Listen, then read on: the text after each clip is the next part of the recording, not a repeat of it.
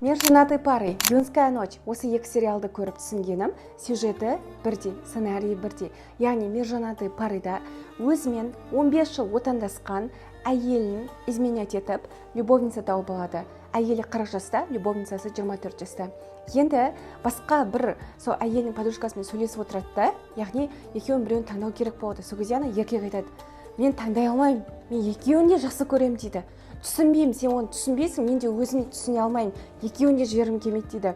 Сол кезде ана әйелі: "Қалай бұл, қалай?" дейді.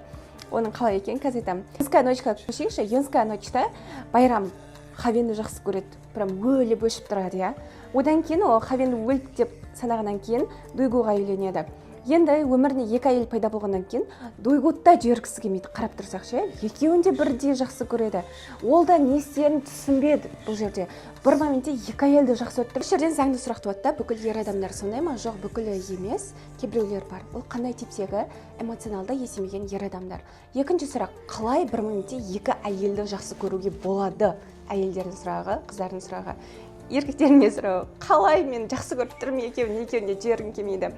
Біріншіден, бірінші әйелінен забота, поддержка, дайын тамақ, дайын үй, всегда қамқорлық сондай алып тұрды. Ал екінші, жаңа 24 жастағы әйелден страсть, буря, махаббат, жас кездегі өзінің лаулап ұшып тұрған энергиясы, солардың бәрі қайдан келеді де.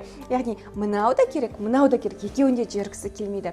Сосын бұл жерде енді өзі таңдайды, шешім қабылдау енді оңай болмайды. Маған айтпақ қойыңдар, сен отношения туралы айтпақ қой, жап-жас болып алып деп жазатын комментарияларыңыз бар ғой. Өйтіп айтпақ қойыңыздар. Мен бұл жерде тек киноға разбор жасап жатырмын.